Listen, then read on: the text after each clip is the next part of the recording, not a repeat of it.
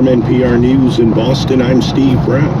Topping today's list of must-watch elections, Michigan's Democratic Senate primary, testing whether the party wants a standard bearer from the left flank or an establishment-backed pick with government experience. Voters in Kansas, Missouri, Virginia, and Washington state are also settling a host of races. But Michigan's Democratic Senate primary between Bernie Sanders-backed Abdul El-Sayed and four-term Rep.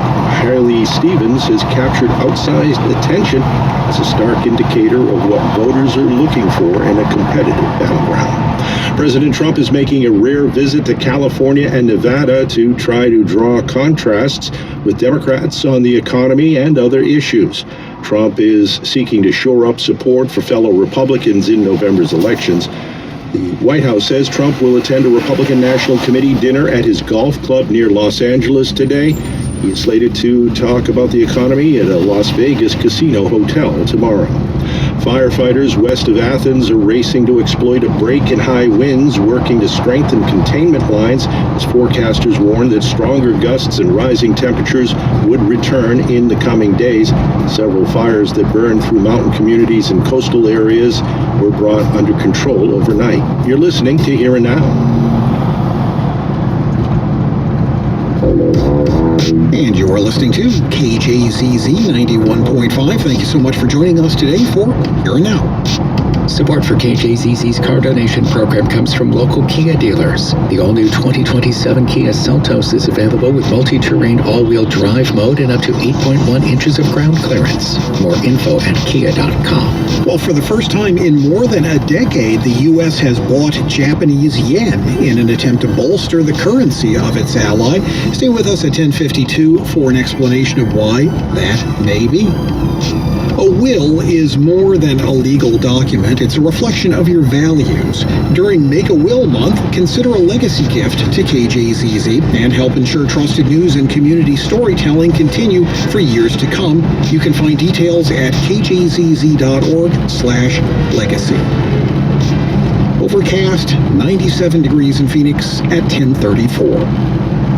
Funding for Here and Now comes from the listeners of WBUR Boston and from MathWorks, creator of MATLAB and Simulink, to design and develop engineered systems, accelerating the pace of discovery in engineering and science. Learn more at mathworks.com.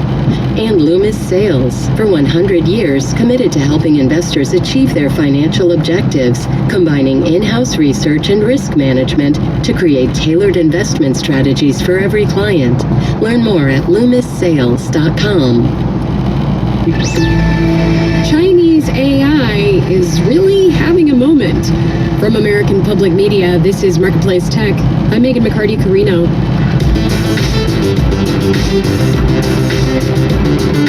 Marketplace Tech is supported by Progressive Insurance, offering small business owners protection for what they've worked hard to build with over 30 customizable coverages. Learn more at progressivecommercial.com. In the last month, several new models from Chinese AI companies have narrowed the gap with top U.S. tech and at a lower cost. One was even used to defend against an unintended hack from OpenAI models that went rogue during testing. Here with more is Adam Siegel at the Council on Foreign Relations. He says Chinese models are open. They publish details about their software and weights.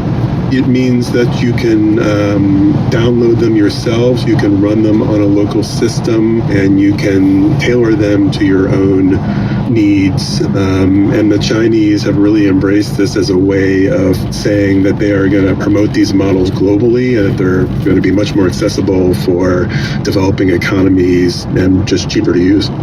So how has this open weight approach been working for Chinese models? So far, pretty good. As we said at the top, that they have been as competitive or very close to competitive with the cutting edge frontier models in the United States. You see widespread usage of them, even inside the United States. We've seen some prominent U.S. companies, Microsoft and others, talking about how they are using open weight models from China for specific purposes.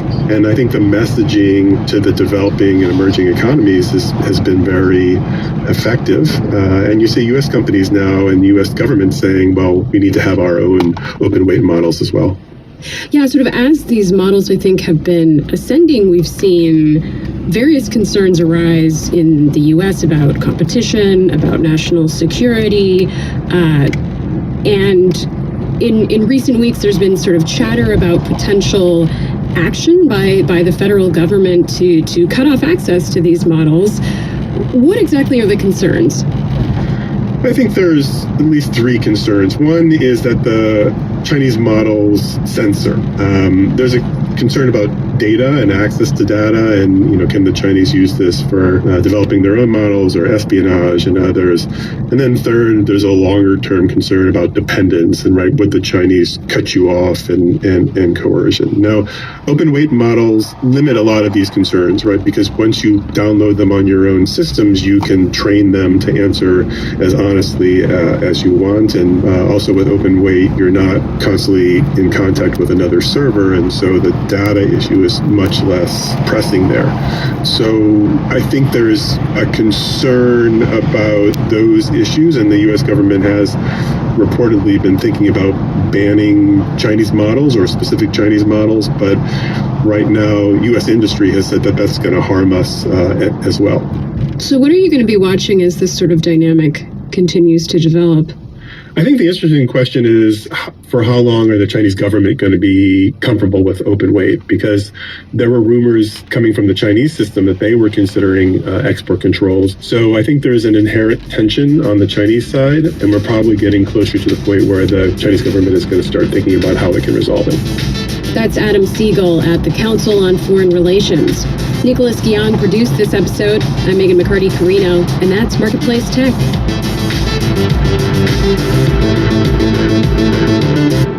This is APM.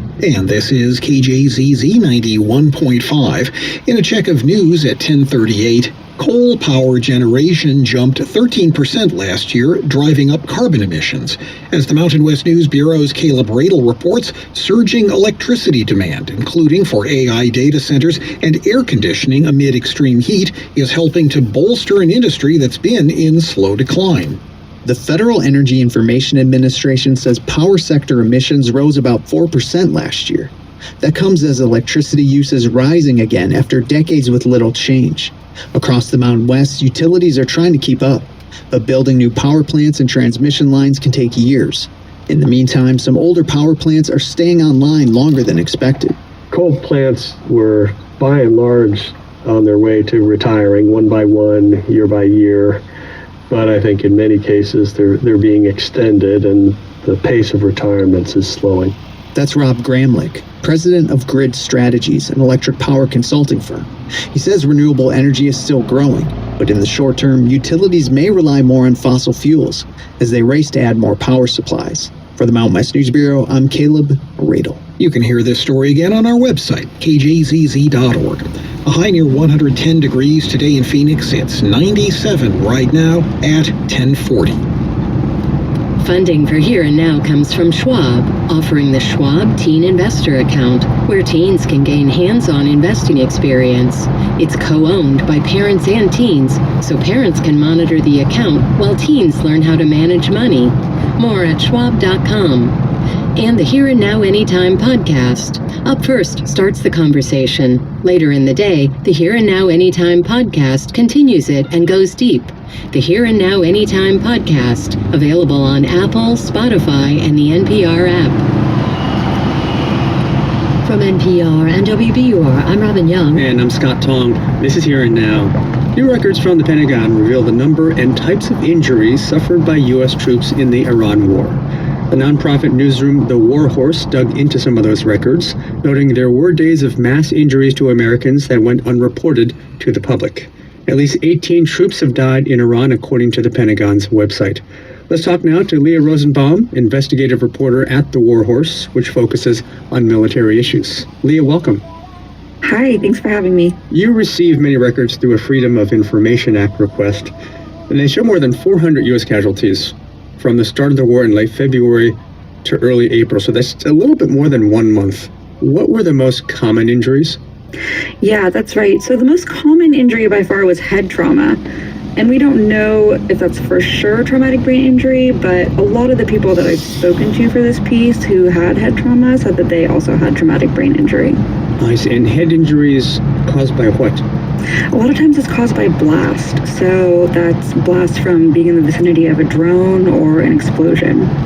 I see. And were you able to speak to many service members, soldiers who have these head injuries? How do they talk about their symptoms, their cases? I've spoken to quite a few. A lot of them spoke about persistent headaches. They spoke about vision problems, sometimes trouble focusing their eyes. It can be really, really difficult to hear, quite frankly. And you write in your piece, Leah, that head trauma could be the quote, signature injury in this war, similar to Iraq and Afghanistan. Can you explain a little bit of that? Yeah, it became the signature injury in the global war on terror because of these blast injuries. And this is kind of what we're seeing again because of all these drone attacks. And we're seeing this reflected in this data, which is the first data we've gotten that's been broken down to this level. And so that's what we meant by that, just that we're seeing hundreds of people coming back with these head trauma, and these can really be lifelong injuries. And as you report, a large percentage of these are people in the Army. Where have these injuries been sustained? Unfortunately, we didn't get that data. We asked for it, and that was data that they wouldn't give us. I see. You filed a FOIA request and received some of this data. How much of this information on injuries has the Pentagon released publicly? So the Pentagon has released some high-level demographic data. They release casualties by month, and they will release the general number of casualties and then some demographic data. But the data that we released is much more granular. And we also released it in a searchable table if people want to explore the data themselves. But the data that we got was mostly from an enemy attack. That's the data that we requested. I will say that only the Army released that data to us. The other branches, I don't know if it was because they don't record that data, but the data was missing from their response to us. And Leah, what have you learned about the timing, how quickly or not quickly the Defense Department reports this injury information to the public? I think publicly it can be quite hit or miss. Publicly, they've been updating the macro level data quite quickly, but it's also been changing as we've seen. So sometimes they'll update it and then the counts will go down or they'll go back up, or like we've seen recently, they've changed some of the categories to this new overseas operation category. And so that's been confusing a lot of people. Notably, in your story, you report that 2 American generals suffered head trauma. That's unusual, yeah? Can you talk about what you learned? Yeah, that's really unusual, especially in modern warfare. Generals used to get injured a lot more frequently. I spoke to a historian who said that, in the Civil War, World War I, generals were much more on the front lines. But in modern warfare, that's not really the case. But what it kind of shows is that these drones are much more precise, and they're really targeting where service members are sleeping, where they're eating. They're targeting their barracks. And so that shows that these drones are really hitting their targets. And one last thing I wanted to ask you about is there's what's apparently a high ratio of injuries to deaths. Can you talk about that? Yeah, that is a really good thing. It shows that we are doing a good job at healing our service members and that the service members are not getting seriously injured on the battlefield. We recorded 17 very serious injuries, which were injuries where the possibility of death within 72 hours was a possible outcome. But besides that, the injuries were classified as not serious. Now, that's the Army's classification. Mm-hmm. That doesn't mean that they weren't serious, by civilian terms. A lot of these people with quote unquote not serious illness still had, shrapnel and, may have lost an eye or something like that, but they weren't at risk of death. So, I think overall it's a good thing. Leah Rosenbaum is an investigative reporter at The War Horse, a nonprofit newsroom covering the U.S. military. Leah, thank you very much. Thank you.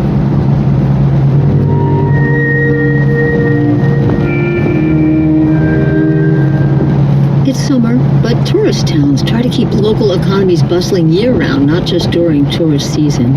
In Colorado, one community is investing in a new makerspace that includes affordable storefront housing for craft entrepreneurs. Rachel Cohen has that story. On a bright early summer day in Grand Lake, Colorado, visitors explore nearby Rocky Mountain National Park, or the state's largest natural lake. Some build sandcastles on the beach or fish off the boardwalk. Up on Main Street, they pop into shops and dine on roadside patios. Most people vacation here in the summer. Town manager Steve Kudron says in the winter, things wind down, and some stores and restaurants close for the season. We want to keep the restaurants open, and the town is a beautiful, most amazing place to come visit in the wintertime. Grand Lake just opened a new downtown makerspace with shared equipment for designing and crafting. It's focused on traditional crafts, a nod to the rural culture. Tourists can take classes in silversmithing, leatherworking, and boat building. They want to spend time here because we give them that opportunity to have fun, and that's the economic drive. Inside the 3,000 square foot Grand Spirit Makerspace, Mercy Sharon and Matt Paisley are reconstructing an old pair of cowboy boots. You can see that's a little uneven. Thanks in part to a $4 million state grant, the town also built 9 apartments next door to the makerspace. They're for creatives. Most include their own storefronts. They'll go for roughly $1,000 to $2,000 a month. Kudron says that's a deal here where just a bed, not a bedroom, can go for $800. Allows these creative people who also have to have a job to pay their rent, but start something that's theirs. Whether it be a recording studio, giving music lessons, painting, or selling photography. And as a town, we're trying to find those corridors to opportunity. Cobbler Matt Paisley, also a high school woodshop teacher, is showing Mercy Sharon how to trim a boot sole's edges. Just fix the general shape and then get the rand ground down a little bit more so it's a little more tapered. Yes, If you're sir. comfortable doing that? I am. Sharon is a seamstress in the county, runs her own shop out of a garage. Wedding dresses to boat seats to upholstery jobs. People bring her their old shoes, but she hasn't known what to do with them. Paisley says this makerspace is unique. It is sort of a dying craft. There's virtually nowhere for people like Sharon to learn. All this equipment is very difficult to use, very heavy, very expensive. People can't dabble in this normally, right? In addition to classes, the makerspace plans to soon offer memberships so locals can use the equipment kind of like a gym and eventually earn certifications in trades like cobbling. I've been off the sole a few times. I gotta say, Marcy, that is really pretty good. Sharon's first pair of cowboy boots almost done. She plans to use the makerspace to expand her business, like an upcoming job helping repair gear for the fire department. It's very, very helpful to have the tools that you need to do a job. And she signed on as a teacher at the space next fall, helping pass on the craft of cobbling and making Grand Lake a more vibrant place to visit and live. For NPR News, I'm Rachel Cohen. And you're listening to Here and Now.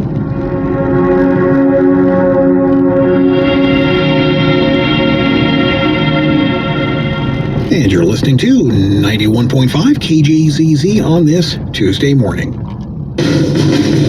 4 years ago, in the midterms, Michigan turned out more young voters, ages 18 to 29, than any other state. But are young people still fired up to vote in November? I don't think either party truly has my best interest at heart. The candidates who are capitalizing on youth frustration over affordability and foreign policy. Next time on Today Explained. And that's today, 12:30, right after Here and Now on KJZZ 91.5. Listen more, learn more.